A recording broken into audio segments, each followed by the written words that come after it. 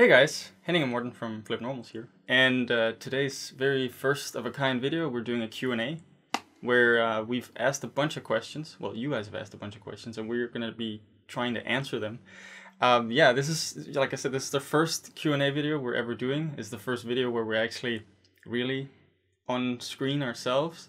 We had that one presentation at a university, but that doesn't count. Yeah, we were tiny, like 30 pixels. So, yeah, we're gonna try and do our best to answer your questions. I think there's some really good ones in there. So let's just get started with that. We have the Living Sponge asks us if it's possible for someone to get a job in the game/cinema industry if he does 80% of his work using ZBrush. As far as I know, there are positions exclusively for digital sculptors that usually just do high quality sculpt and pass it on for the rest of the team for stuff such as retopo, low poly, sculpt, baking, etc. Yes, I would say that probably you shouldn't rely on being 80% ZBrush. No.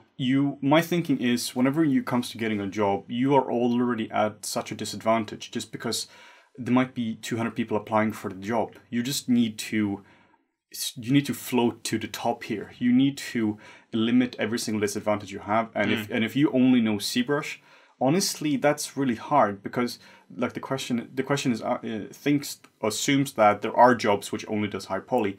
I haven't heard of that. Yeah, I don't actually know where that comes from. No, I mean, I don't know. I was thinking maybe in the past, but even in the past, it was even less likely. I can see it being more and more likely, but I haven't come across it. Like we've both, when we've worked, it's been like, yeah, there's been certain times where we've only been doing, you know, high poly sculpting or whatever, but for the past 6 months before that, we did retopo, we did design, or whatever it was. So it's only a small part of the pipeline. Yeah, so, this is what we talk about, call a ZBrush cowboy in all the videos. Yeah. This is where you rely on ZBrush. And ZBrush is awesome for a bunch of things, but is also terrible for a bunch of things. Let's say you have to do some proper retopo work. It's really hard to do that purely in ZBrush. Oh, but you can use zero measure. You can't. But you can't. You can't. You just really, you have to do stuff by hand. If you want precise UVs. So there is a position which is called concept sculptor. That's a concept artist, which is just more refined sculpts. But that's really, really hard to get. So don't rely on it, particularly if you're more entry level. If you're more senior, definitely. There are definitely positions there. But for entry level, I highly recommend that you don't go for pure ZBrush cowboy. It's like if you're... I feel like if you're super hotshot, you know, then, and you can, I don't know, like the Hussein Diba dude, Vimal and stuff like that, you know, they do faces to an incredible level, and they can specialize in their field because they are just the best, you know. But how many of them are there going to be out there in the world? And not two. Two. And that's not to like discourage anyone to get to that level, but as you know, as far as I see it, you don't have, at least you have exclusive ZBrush positions. You can just do figure sculpting for like digital figures that you sell and stuff. That's totally fine. But in a production, you're most likely never only going to be working in ZBrush. There's always going to be an element of Maya. You do some pipeline stuff. You're working with didnt, whatever it is. So, you know, at least, especially if it's your first job, then definitely don't focus all on that, because then you'll limit your chances of being, you know, getting hired. Yeah, I think that covers that pretty well. Then we have Mr. Super Social Skill asks, there are quite a lot of pessimism in many forums concerning getting jobs and work conditions in the VFX industry. As a beginner, that can be quite intimidating. Are those comments true? So we talked about this yesterday when we tried to figure out, first of all, where is the pessimism coming from and who makes these comments? Obviously, we don't know what the comments are, but I guess I understand the question, but the problem is where you're getting the information from. Because like it seems like the question is there's a lot of pessimism concerning getting jobs and then the working conditions, but if you talk to professionals, yeah, there's places where you do a lot of overtime, but there's also places where you don't do any overtime. It really depends on the company, and I think it also depends on you as a person, like what you're willing to you know, what do you say, like what you're able to, what you're willing to do. Like how late are you willing to work, for example. And this pessimism, we talked about it a little bit, and I think a lot of it sort of stems from not really a true source. Maybe it's something that gets filtered down, like a teacher comes and teaches and he says, oh yeah, I've been working a lot of overtime this week and this past month or whatever. That gets told to the students. The students now think that, okay, you always work this many crazy hours, you don't get paid a lot. And now students starts talking amongst themselves. They write it on forums, hey, I heard that from this guy that this is true and true. So I think maybe it's one of those things that just gets out of proportion. That being said, there's definitely working hours and stuff around different companies that's unacceptable. But in my experience, a lot of that is down to the individual artists saying yes or no to the working conditions. Yeah, when we worked at DNEG at the same time, and honestly, we really didn't do a lot of overtime. I think I sat for like 1 or 2 evenings or something, and that was because stuff was going absolutely crazy on Venom and Pacific Rim. But in general, particularly at DNEG, you have a really, really nice building. It's a really good working environment there. Yeah. You have kitchens, huge kitchens on every single floor. It's a really good standard. You have a cafe down in the lobby. It's nice like that. Yeah. And you're not just sitting in a pitch black room and you're there until midnight every single day. Though there are positions which do more overtime than others. Like we were both in modeling and concepting as well. Yeah. And that's in the first part of the project, and that's where we have all the optimism. You're like, can't we just try a new design for this? And you're like, yes, we can. Oh, we only have 40 bidding days. Oh, we'll just use 80. It's fine. Yeah, exactly. And that's definitely a problem. You shouldn't do that, because that means that if we take bidding days from somewhere, it comes out of rigging, animation, comp, or whatever. Especially comp. So if you are in positions at the later stages or where you do more shot specific work, it's definitely more overtime. But honestly, what I've seen when it comes to overtime is people don't say no. Yeah, but another thing that I've noticed is the whole one thing is not saying no, and obviously there's always like the pressure of other people working late. Maybe your supervisor is asking you to stay late, and your first or second job or whatever, and you don't want to say no. And I totally understand that. And that's totally up to you. And if you want to put in the hours, do it. But I've seen a lot of times where people just do overtime. Like they're not asked, they just do it because they have this assumption that it's expected of them. Whereas in reality, if you finish it today or tomorrow, nothing's going to change. I've had that a lot with, so I'm not trying to undermine the fact that people work overtime, because they definitely do. And people in all departments work overtime. And the later you're down, in the pipeline, the harder it's going to become because you have less and less time until delivery. That's just a fact. Where was I going with this? I have absolutely no idea. Yeah, I have no idea either. It's definitely hard. But I think it's so much of it is also up to the person, definitely. And I've had times where I've said no multiple times to a supervisor and they haven't liked it. Oh yeah, I remember. Okay, so that was related to that. And every single time I've said no, they've been like, okay, we need this asset for like tomorrow morning. It needs to be there at 8 a.m. I'm like, okay, why? Oh, because rigging needs to pick it up. I'm like, well, no one's in the office until 10 anyway. You come in anyway, you come in early or something, you get it done, you deliver it to rigging, turns out, oh yeah, I'm going to pick it up Friday and it's Monday today. This has happened so many times. Yeah. Where I have a hard time, I guess through the years, I have a hard time taking it seriously. Just because I've never seen it actually being the case. Definitely if you have like crazy next day deadlines, we're like, we need the grade because we need to send it off to this company to do the final stuff for us. Like, okay, what are you going to do? And I think my philosophy has always been there. If there's truly been a need for it, for overtime, and not just like some high ups pushing leads and soups to be like, oh, we need to work overtime because we just do. If it's really the case that you need overtime, then I've always said, okay, I will do it. But only if it's really necessary. And most of the time it hasn't been.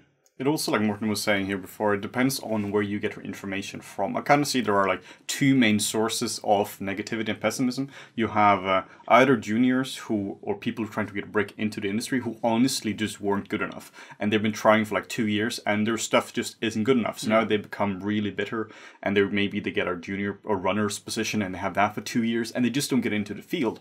And the second one is you have seniors been there since the mid-90s and have been in the same position since the late 90s and have just grown really bitter. This is something we've seen actually a fair bit of, particularly when you go to online forums. You have people there who's like, they're just honestly burnt out, and you gotta realize the bias within the people, and also you gotta realize the bias for the two of us as well. Totally. I mean, yeah, we were speaking from a modeler's perspective because obviously that's what we've done the most, but we still try to get around to other departments and see how it works. But obviously we can only speak from our own experiences. Yeah, so realize where you're getting the information from, and I really don't think it's as bad as people think it is. I really had a good time when I was in VFX. I was there for like 4.5 years. It was good times. Yeah. No, loved it. All right. Andy at Andy Calkins asks, how software licenses are handled in the industry? Which ones are provided by your employer? Which ones do you pay out of your pocket? How can a freelancer survive? So, a couple different questions, I suppose. But everything, if you work for a company in-house, then they have all the software. You don't need to pay anything. Obviously, if you're working as a freelancer, then you need to pay the software because, that's not part of the deal. But oftentimes what companies do is they have deals with the software companies. So, if you're working for a company and you're doing, 3D Houdini or whatever, you're like, hey, can we contact Houdini, see if I can get a personal license for home so I can prep some stuff? Yeah. And in my experience, most of the time, companies are really willing to do that because, you're using their software and it doesn't cost them anything to issue a free personal license for you. And if you're a freelancer, then you have to bill your clients that. Yeah. You break down all your budgets, you figure out how much you need for your rent, for food, and software licenses.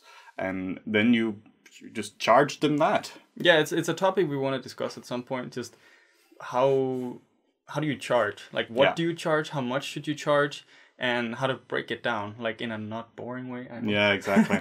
But it really comes down to that. Like, if you are working as a freelancer, then software costs are just part of your job. Because it's the tools that you use. I think an example you gave was like you worked in construction. Like, imagine, oh, okay, I'm a builder, but I don't have a hammer because I can't afford. But you need a hammer. You just have to get your own tools. It doesn't matter. Yeah.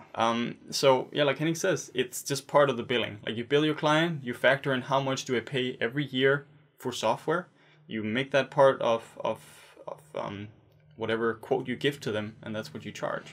Yeah, CG is really not expensive compared to a lot of other fields. Yeah, you need a pretty beefy computer, you need some software here and there, but like compared to, like, my background was in construction. You need excavators. Yeah. You need, it's like £1 million.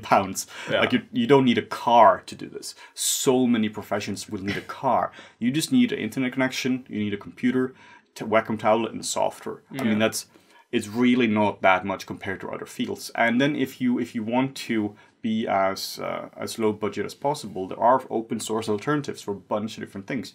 You don't need to use Photoshop. There are a bunch of alternatives there. For compositing, you can use Natron, you can use Fusion. For editing, you can use DaVinci.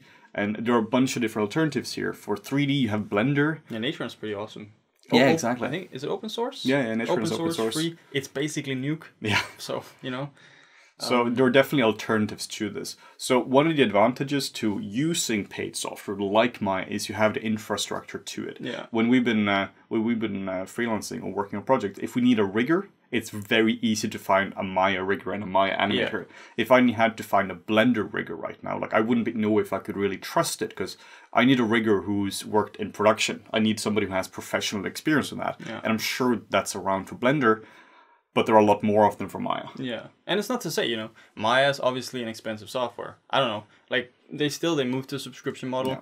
It's probably, what is it, like $1,000 a year? I actually have no idea. But it's definitely not a cheap solution. No, definitely not. But I think, I know most of people out there apparently disagree, because we found that out from the Substance and Adobe video. But I, for one, love subscription models.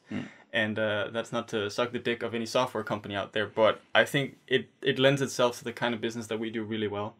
And we just happen to subscribe to software because when we need it, we can subscribe to it. If we don't have to pay for it anymore. Yeah. That obviously divides the YouTube waters a bit, but yeah, And that's a different debate altogether. But essentially, to answer the question, if you work in a studio, you don't deal with licenses at all. You get them as part of your job. And if you work freelance, you charge the client. Yeah. Important to note, like, you don't get to keep the license. Like, the company owns the software. Well, the software company owns it, but, you know, the company that you work for has the license, or you can't take it home and stuff. That would be theft. Okay. Twirorista asks, why isn't Modo more popular? Oh, you're going to love this one. Oh, I love this one. I absolutely love it. But I'm a hobbyist focused on learning 3D modeling, not in industry. Well, I guess I'll just stay out of this. Yeah. So I've been using Modo for many years now. Like this was really my first software, and this was really what made me fall in love with 3D. Modo was such an awesome software. This was like back in 2007, and it's still a really good software. Actually, I think it was like 2006. I started with like version 203, 202. And it was awesome. It was so refreshing. At the same time, I've been trying to learn 3D Studio Max, and it was clunky as hell. It was trying to drive a tractor, and I want to drive a fast car.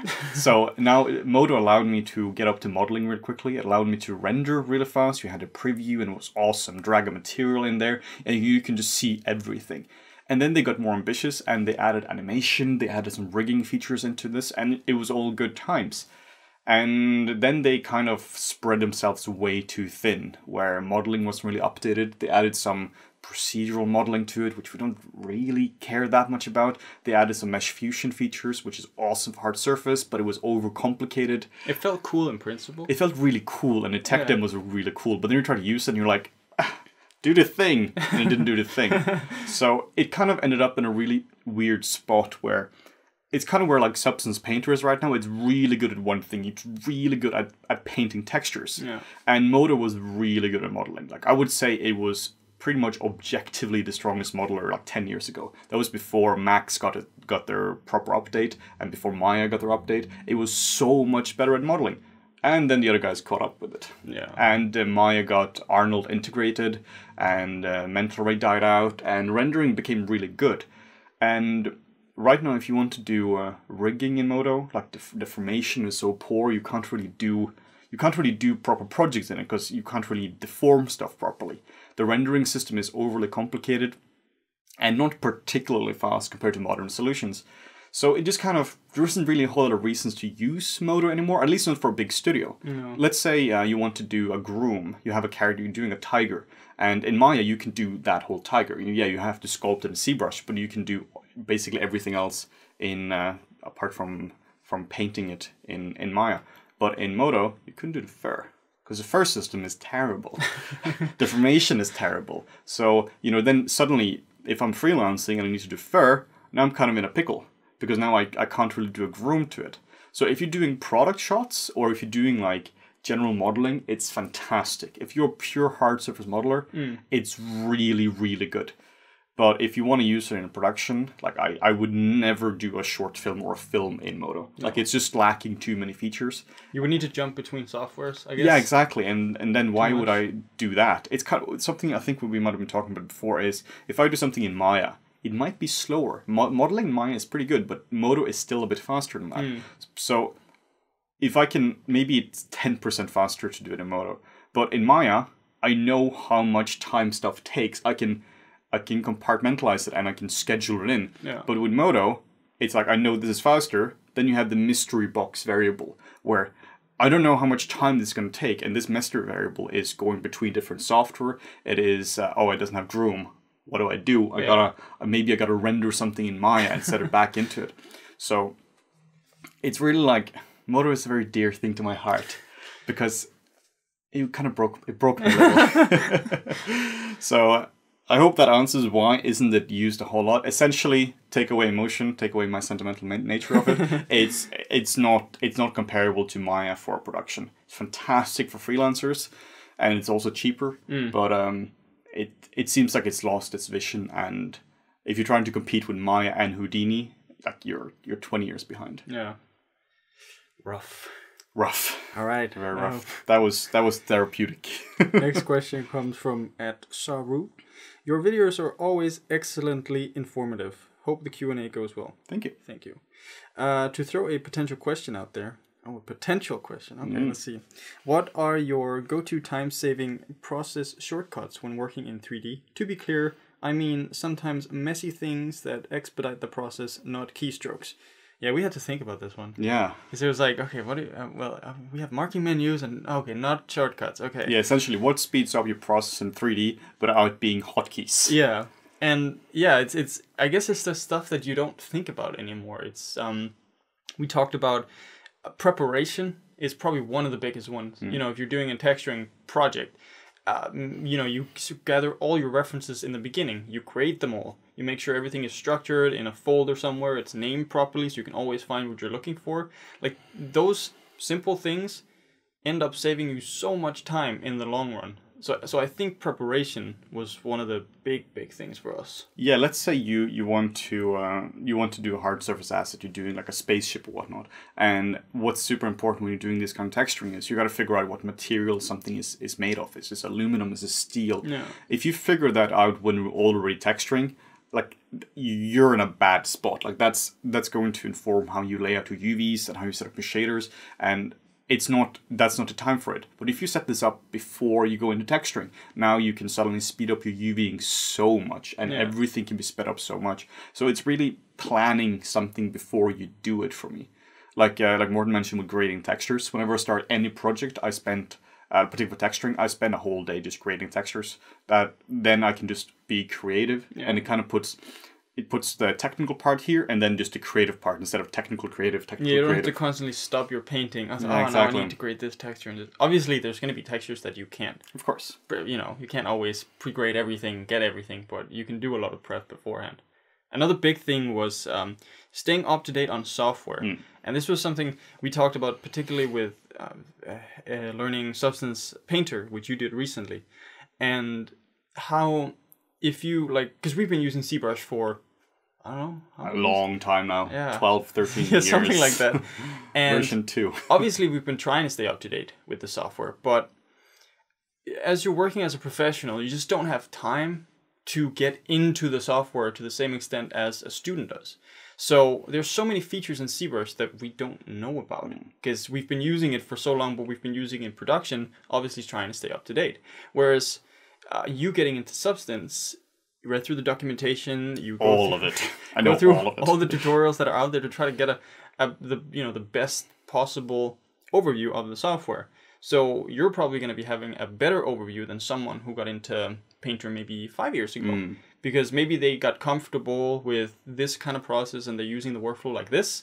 And then you don't really feel the need, I guess, to stay up to date. But I think updating and once in a while just doing an introduction course to a software really helps because there's so many more features added all the time. Yeah, I could really see that when I was learning Painter and I went through the docs for it. There were so many things which, this is new in this version, and it might just be a tiny little hotkey or different kind of things here and there. Like, somebody was telling me they watched our free YouTube video and they were like, you can drag and drop materials from the shelf into the viewport. Like, I don't know if that's a new feature or not. I just know you've been able to do it. It's a feature now. Yeah, but if you were used to it not working, why would you suddenly try it out? Yeah.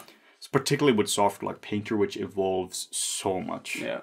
I really enjoy just watching Maya tutorial in general, because I mean Maya has been around for ages, and there was always something new in Maya. Like you can we had a lecture when we talked about UV mapping when we were back in Denmark, and one student, Julie, she was like, "Why aren't you using that tool?" What tool? Oh, the 3D cut and sew tool. Because I didn't know it existed. Yeah, because like we've had tools to do the job for so long, and we're like, okay, yeah, this works. So why? And how are you going to start looking for a new tool that you presume exists? Like, why would you presume something? Exactly.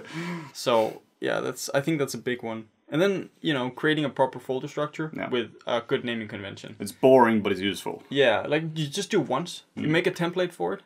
We had one available on our side at some point. Yeah, it's not there anymore. Yeah, it went away because it's a boring project. But it's necessary. But it also ensures that you don't end up with almost final.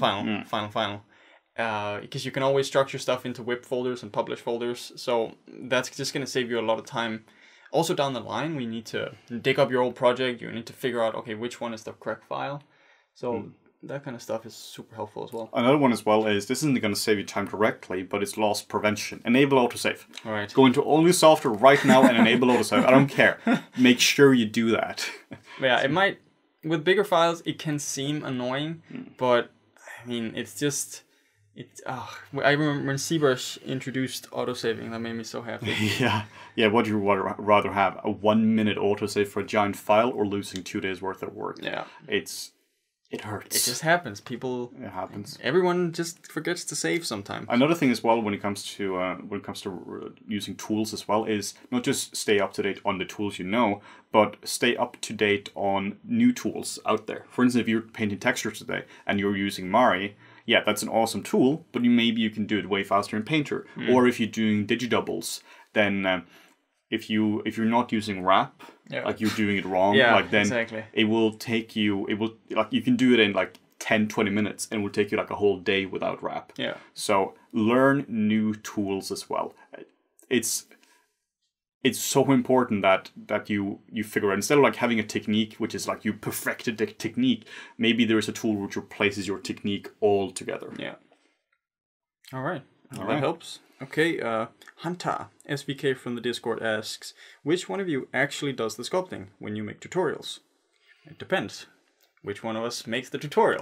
It's really, we both sculpt. I think we both sculpt pretty equally. Yeah. I don't think you can tell who's sculpting. No. It would probably be, you can tell by who's talking the most in the video. Maybe. Yeah, whoever talks the most in the video is not sculpting. Yeah, exactly.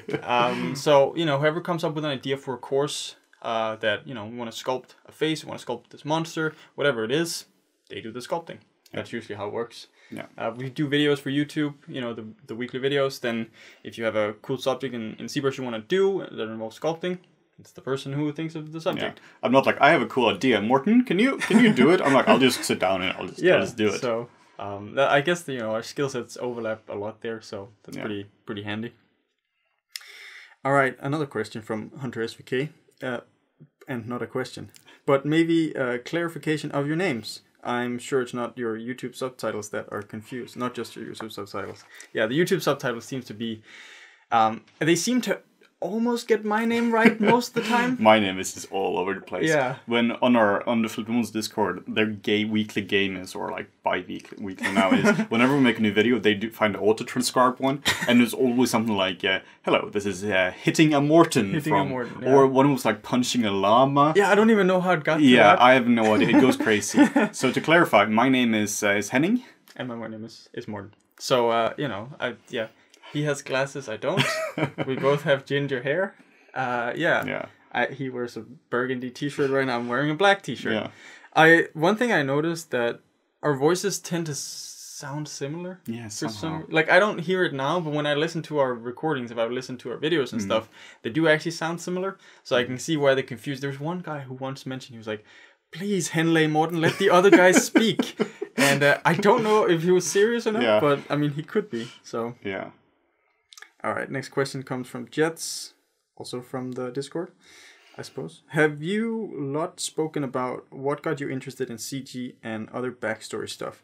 So I don't know how much we want to go into other backstory stuff, like do go from birth to CG or... It was a nice April day, 1990. Yeah, I could smell the spring. And well, for me, it was, what got me into CG was The Incredibles. So I was 14 at the time, I think, and I was at a friend's house, and he had The Incredibles, and we just put it on after school. I think it was the first time I ever saw a 3D film, and I was just like, oh, this is amazing, because, I could tell that it wasn't 2D, it looked different. So I went home afterwards, and I just researched everything I could, and what I found was an animator. I didn't know what animation was, but it was an animator who worked on The Incredibles, talking about, okay, he used to use this Poser plugin or Poser program, and then went to Max, and then went to Maya or something, and then he recommended Max. So I tried to figure out, okay, how does 3D Studio Max work? And this was back when it was Max 6, 7, right. Something like that. Back in our day. And that was like what got me interested. And there was, back then it was really hard to find good tutorials. I lived my life on tutorialize.com. Did sphere upon sphere with different kinds of materials. And that's what got me started. Yeah, I have a fairly similar one. I was watching Robots by Blue Sky, which is a wholly unmemorable movie. There is no reason to really watch it, but it blew me away because I was at the same age as Morten. I was around 13, 14 or so, and that was the first time I watched something and I had literally no idea how it was done. Yeah. It was not that I knew how it was done before, but I was old enough to realize I didn't know how it was done. When I watched, when I played a game, I kind of understood 3D space or something, but when it came to watching this movie, I just didn't understand how you could do it. It wasn't like, okay, so first it's modeling, then it's animation. It was like, how do you do it? So I got back home and I got this huge book, 3ds Max 6 Bible, and Same, yeah. And I just started reading that, and it wasn't very good because it starts off, it just lists all the features, and it's crazy. But then I just kept on doing that. I didn't get very far with 3ds Max. I mean, it's still a pretty heavy software. Then I got into ZBrush because that seemed like the ultimate thing. This was version 2 of ZBrush, so there were no subtools. You had like only undo. Oh, you had undo. That was undo. Yeah, you had undo. You just didn't have the whole thing, but you didn't have. You only had like standard inflate brush, no clay brushes. Yeah. So it was pretty basic back then, but it was really interesting. So yeah, I mean that was how I got started, and I guess we just kind of never stopped. Yeah, except for now. Now we're just bums that do YouTube stuff and the marketplace. Yeah, but I guess for like backstory stuff, I was born in Denmark, and I don't know how do you tell? I don't know. What's your villain story? Yeah, fell in a jar of acid. I just born in Denmark in a small town, and not a lot of stuff going on there, so I could just be a nerd, live in a basement at my parents' house, and do a lot of 3D, and then I just became an even bigger nerd, and then I moved here. So that's Yeah, I'm from Bergen in Norway, and if anyone knows the city, it's raining all the time, like 250 days a year. It's insane. So there isn't really anything to do. You go skiing. Skiing down to the grocery store. You pick up your pinochet. Then you go back and eat the pinochet. Then you take your skis and then you walk back. And then you do 3D all day. Yeah. And then I went to Denmark in like 2011, and that's where Morten and I met. And I went to school together. Yeah, and then a few years later, 2013, we started FlippedNormals together, which was it's like 5.5 years ago now. Yeah, time's flown. It's been going on for a long time. Half a decade. Yeah. Oh shit. It's pretty crazy. And we didn't go full time until last year, so that was May of last year. June last year. Yeah. Oh right, that's true. Yeah. We had like this overlap period from January, where we had 1 day a week to do work on FlippedNormals, where we took time off from work. That's when we started our YouTube channel for reals. If anyone knows about FlippedNormals, most likely they know it from January last year. Yeah, before that was just, I mean, was it even a channel? All right, Mandela 9603 asks, can I get a job if I didn't complete my school? Yes. Yes, you can. 1000% yes. Yeah, we get this a fair few times where, I haven't finished my degree, or my grades aren't good enough, damn it. Or my PDF notes, which my teacher made me take, aren't nice enough. I'm like, what? Yeah, like, nobody cares. What's important is your real. If you finish school and you get a degree, it might be useful for visas. If you need a visa, if you're going internally within the UK, maybe UK Brexit happens any day now, but whoops. But you don't need a visa for any European country if you're European. Yeah. So if visa isn't an issue, then your skills is what matters. Somebody who is completely self-taught with a really good showreel will beat any student, regardless if their showreel is nicer. Yeah, I like if a company really wants you. Then, if it's a company overseas or somewhere where you actually need a visa, the company has to sponsor you anyway. And if they want you, they will sponsor the visa. Yeah. So, school, if you have a degree, like a bachelor, I wouldn't worry about a master's. That helps in terms of getting a visa for sure. But top priority is your skill set. Buy online tutorials. Yeah. Like a lot of them. And Dark Knight asks, would you say showing your reel to recruiters at a conference like FMX brings you more value than sending it via mail? I would say yes. Because if you send an email to a recruiter via email, most likely they aren't going to see it. You might hear, at least in bigger companies, you're just going to get back, thank you for email, please apply online. Yeah. Because they have so many, hundreds of emails. Hundreds of emails a day. It's insane. If you want more info about this, we did an interview with Harriet, who's a recruiter at didnt, like last summer or so. So you can find that on our channel. But the good thing about meeting people at something like FMX or SIGGRAPH is that you get to meet them. They get to see that you're a person, and your soft skills are really important in this industry. So if you have a good reel and you seem like a good person, I mean, honestly, that's going to. I mean, the first sort of line of defense when vetting a person for a position is just to figure out, are they weird? Like, are they a creep? Can they be trusted? You know, can you talk to them? So, you know, if you can skip that by going to an event like FMX, I think FMX is a cool event. Bring your show reel and talk to the recruiters, because, you know, they are the ones that are going to put your reel forward to whoever manager or lead supervisor who needs to then approve it afterwards. And don't be shy. They are there to review your reel. That's literally why they come to FMX. And also, when you go to FMX or a different thing, bring an iPad or a tablet and download your reel or your portfolio. Offline. You really don't rely on Wi-Fi or anything else. Like, it's so embarrassing. I just got to let a buffer. Just give me a second. No, you go there and you click the play button and it plays. And bring images. Like we have an article about this where Gavin Goulden is raging over show reels.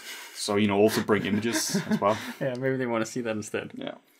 So, I don't know, man. Vlada from the Discord asks, do's and don'ts of emailing companies for jobs. Yeah, so I mean, it might seem obvious, but the first one is, if you're sending out, you know, just blanket emails to a bunch of different companies, make sure you're emailing the right company. Because if you send the wrong, if you're emailing NPC and you say, hey, DNEC, then they're just going to delete your email. Because, I mean, how much effort have you really put into it? You're going to print it out and laugh at you. And it happens quite a lot, apparently. So that would be the first one. But then just be professional. And I think because you're talking to recruiters when you're emailing the company. So treat them as people. The recruiters aren't there to do your bidding. You're there applying for a job, and they will do the best they can to see if you're the right candidate. If they don't get back to you within like a few days, don't aggressively email them to figure, okay, hey, can you just get back to me? You know, don't be that kind of like pushy in that way. Of course, if it's been weeks and you haven't heard from them, you can always ping the company being like, hey, did you see my application from my last email? Blah, blah, blah. That's totally fine. Also, don't show up in person asking for people. If you've submitted an application, they'll get in touch with you if they're interested. Yeah, last year when I was at DNEG, I was actually reviewing a fair few reels and portfolios, and I would say maybe half the portfolios I reviewed, and they were already filtered by recruitment. It was even hard just to find where it was. Like, maybe it was a password protector reel and they didn't give me your password. Like, make sure it's easy for us to review. There was one website I remember where there was this kind of like, there was like a filter on top of it, like watermarking or something, and I was reviewing their texturing. I can't review your texturing if it's watermarked or if it has a bunch of stuff on it. Well, I'm not going to steal your work, I just can't review it. So then it just goes into the no pile, because we don't have time. You don't have time to reach back out to you. It's your responsibility to make sure it can be reviewed. I would say have an ArtStation and put a reel on ArtStation. And for the love of God, have your contact info available. Oh yeah, that's something that we've seen a lot as well, like trying to get a hold of people. Especially, I don't understand, especially in this industry. I get that people want privacy and stuff, but you are your brand. You know, the artwork that you create is what you make a living of. So many people are impossible to get in touch with. They don't have their contact info, even in their reel. Maybe they don't have their email, their phone number, nothing. So it's like, well, how do you get in touch with them again? So that is such an important Just put your email there, and also have your email be slightly professional. Like, have it be first name, last name, or something identifiable. Don't have the wizard at, don't have your World of Warcraft name in your email you made when you were 12. Okay. Culture711 asks, how do you determine what asset or section of a character deserves more attention and time? Well, that depends entirely on what the character is used for. If if this is for a film and you're gonna have him for specific shots, then you're gonna put the character in those shots, and you're gonna see where is this character being used. If we know that we have a crazy close-up character of the eye of it, but nothing of the toe, we're not gonna spend as much time on it. We really only have so much time, and you can't spend equal amount of it in that case. But if it's for a game where you're gonna see 360 of it, then you gotta spend more time on. You gotta take everything up to a certain level. Yeah, so it really just depends on what it's for. If you're doing a portfolio piece where you want to show your character, super cool ninja character standing in the front or whatever, just looking into the camera, and maybe don't worry about doing the back. Yeah. Because you can halve the time that you would spend on the project and move on to the next one. For stuff like topology, if you're doing modeling, if you are doing a modeling reel, then you have to show topology, so the topology has to be tight. But it's like whether you're doing concept art or something, where you want the attention to be is where you should, direct the viewer's eyes. And regarding portfolio here, if you are doing this for portfolio, remember if you're doing a modeling reel or you're doing character reel or what it might be here, you aren't making assets for a movie, you're making assets for a film. The final output isn't that you're going to be using this model in a film, so it doesn't actually have to work. You got to give the illusion of it working. So that's a whole different thing, because now you can cheat. Yeah. Now you can line it up from 2 cameras instead of like all the different cameras, because it's not going to be seen from 360. You can cheat as much as you can, as long as it looks good in the reel. Oh, that's that was actually one thing. Back to the question about life hacks for when you're working in 3D and stuff. Optimizing that isn't shortcuts. I always decimate my models. I never do displacement maps, just because it takes so much time. Yeah. You need to have the map generate, get it in. Oh, is the bounding box correct? All that kind of stuff, and I just decimate my model and render it. But that quick note on that is for presentation purposes. Yes. Like if you're doing it in a pipeline. Not for a pipeline, then it won't work. Then your rigger will slap you with a hammer in the face. I remember I had a freelance job like that once. I had to do this statue, and I just gave them the model. It was decimated, and he was like, "Yeah, so I've tried to rig it, and it's really heavy." He was like, "You didn't tell me you needed it to be rigged." Those are different things. Yeah. So, all right. Next one from Mark Antolin. How do you study color? I can't even do it right in a video game character creation mechanic. Is it really just the color wheel? No, it's really not just the color wheel. The color wheel is like icing on the cake. That's how you pick your colors. So the first recommendation is a book by James Gurney called Color and Light. So good. My go-to color Bible, basically. And color and light I like because it describes both aspects. Like you can't think of color as just one unit. No. Like light is so much more of the equation there as well. There's also if you're into 3D, Jeremy Vickery, I believe he's called, lighting dude from Pixar. I don't know if he's still there. He did some courses on Noma Workshop about lighting for shots for 3D. Excellent videos on lighting and color.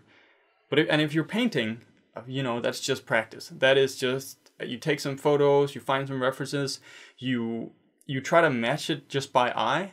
Then you can try and color pick afterwards to see, okay, which color is it actually, and train your eye to be able to look and see what the true color is. Because color is never just color. Color is color in relation to other colors. So if you have, that was one of the things that blew me away the most when I discovered this, is gray, for example. How gray is just like a chameleon color. Gray changes color visually when you put it next to other colors, which is so bizarre. You got to see examples of this. You won't actually believe it until you color pick it yourself. Yeah, until you color pick, you're like, wait, oh, this is gray. Oh, this is blue, but I thought it was orange. Yeah. So these are the kind of exercises that can really help you. So, but it is just doing a lot of exercises, being able to observe color. Most of it is just purely observation, and then you got to practice doing color. Yeah, what you mentioned here about guessing the color and then picking it afterwards, I've done that a lot. Where you're looking at maybe a photography or a painting where they really control the colors. Maybe some like kind of Pixar light script by Dai Tsusumi, which just blows me away. And you're being like, okay, this looks bluish. Let's see if I can select the color in Photoshop and select it. Sometimes you're not even remotely close. Like you think it's orange, but it's blue. Like you can literally be that far off. Yeah. So you gotta do your studies here. It blows me away. Another thing that really blew me away, surprised me, I guess, was when you have a primary light source, and let's say it's the color red, and you have a white wall, like this wall, and you shine the color red on it, the shadow will be green. It will be the what's it called? The term? Complementary. It will be the complementary color, and once you start to think about that, you can start to notice that everywhere. It's like that's why you see.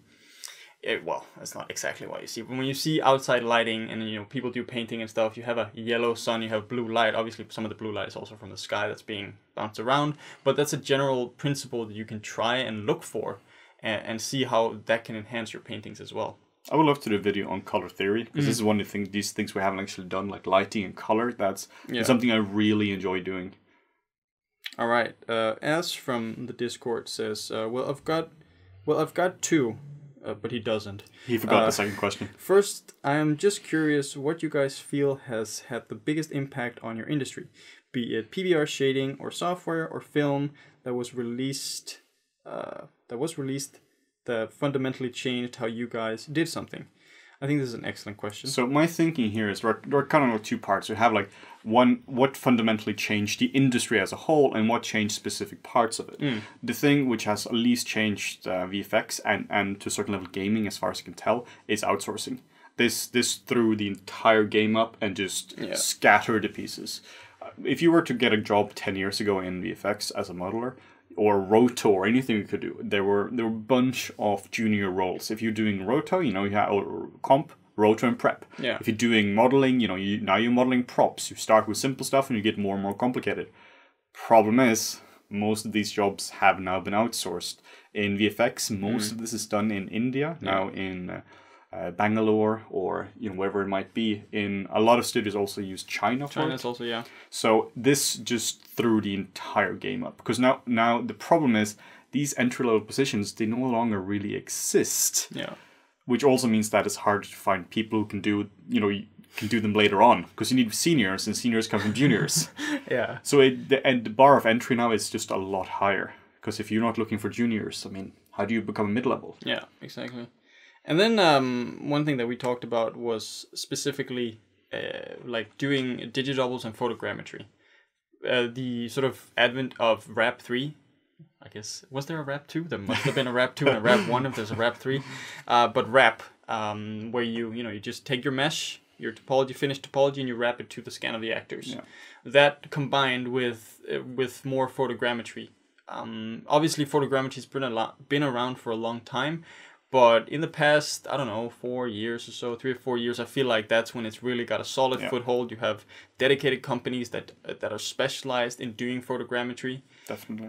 So that's sort of like up the bar for realism as well. It also made it a lot easier to do it because now when I was at Frame Store, I was doing prop modeling. This is like 4 or 5 years ago now, and we had scans of literally every single prop. Yeah. And these scans are getting better and better. Yeah. So this also means that. Why would you pay somebody in London or Vancouver to do it when you can have somebody who is paid 1/10 of it sitting in Bangalore who can do a comparable job? And honestly, we can't compete with the guys in India because they're so specialized. Yeah. And most of them, then they'll just do retopology or they'll just take a photogrammetry asset and complete it. I can't do it as fast. No, I just can't. The quality was very variable at some point. Like you had new guys coming in, and they were just like almost just picked out of like school and just thrown into it. But the moment they've been there for like a year or 2 years, the stuff you're getting from some of these people is insane. Because like Morten said, we don't really do a lot of retop, but not every single day. No. So somebody who's doing that will just smoke you at it. Which is why I believe it's so important to go into either a more technical role like programming or simulation, something like that, or into the more artistic side of it. Yeah. Because the pure replicate reality kind of things like realistic shot lighting, where you have an HDRI, throw it in there, you're lighting it, you're adjusting the brightness, or replicate this object here and there. Even for humans, complicated humans, we have such good scans of them now that. Honestly, it's quite easy to do because you select wrap, you select the points on the reference model, you select points on the predefined base mesh with UVs, and you just click OK, and you get so much for free. You can have instances where it's like maybe the hero asset, like the hero digidouble, will be done at the main studio, and the other more background secondary characters, they're just going to be outsourced. Another big one that I just thought of was motion capture. Like, it's every single film you see as motion capture to some extent now. Pretty much. You know, if there's any sort of creature that needs to act, it's been done by a person in a weird suit. You know, even if it's a person, it's probably motion captured. So, you know, this just happens more and more, and a lot of the, I guess, animation stuff for VFX, if it's based on people, a lot of it is going to be turned into cleanup for motion capture. Obviously, they do a lot of cleanup as well beforehand, but there's a lot of that. Yeah. And then, like as mentioned, PBR shading. PBR shading is, I mean, for games, Substance is, you know, just the default now. Yeah. And more for VFX, I see that being the trend as well, just because they're progressing at a super fast pace with very, very like widely available software that's affordable, and that just means that more and more people are getting into it. And with something like Substance that has PBR workflow built into it, you just start to get better looking assets because you have to do less work to get closer to realism. It's so much easier to do PBR. Like, I've been texturing now for quite some time. I started off with regular Photoshop texturing, where you do all the bootleg stuff, where you take your color map, convert it to black and white, and then you just throw it into shader, cross your fingers, you render, and it looks okay. But you're guessing it. With PBR, you now have like a methodical workflow for it, and I really respond well to that. It means that I have only a few simple maps I have to worry about, and it becomes so much easier. I'd love to do a video on PBR as well, just explaining what the hell this thing actually is. We should definitely do that. So PBR has had a huge impact. Not so much when it comes to like amount of jobs out there. It's more that now the texture artist, which was here before, it's just easier to do the job. It didn't like reduce the amount of jobs down to like 1/5 or something like that. But it's impacted the texturing job itself quite a lot. I could see it going forward impacting the job in the way like we've talked about, where you sort of combine a texture artist with a shading artist into a surfacing artist. Definitely. Because it just makes a lot of sense. You know, if you're doing it in Mari, or if you're doing it in Substance, it doesn't really matter. But now you have a full-fledged sort of real-time kind of looking stuff where you can actually, you're basically shading the character. I mean, as a texture artist, you should be working on the entire surface, and you shouldn't have to rely on it then afterwards being tweaked by a shading artist. I think it's really stupid that you separate into texturing and a look dev artist or shading artist, when what you're doing is you are defining how light reacts to the model, and you're defining what the surface is. Yeah. That's just surfacing. Yeah. It really is turning more into a surfacing artist than it is turning into these two very specific ones. Yeah. So that's been a really big thing as well. I'm trying to think if there's anything else as well. Like photogrammetry, definitely a huge one. Probably. Outsourcing. No, I think that's around it. Probably the biggest ones, at least of what we've noticed. Yeah. So I think that's all. That's all the questions. Yeah. This has been a lot of fun. Thank you for submitting some cool questions. There's a bunch of them we also didn't get to answer because, you know, this video can't be too long. No. But if you guys enjoyed this video, we can definitely do more of these in the future. So if you want to see more like this, make sure to like, comment, and subscribe, and leave a comment down below. And make sure to turn on notifications so you get notified every time we put out a new video. Thanks for watching. Thanks a lot.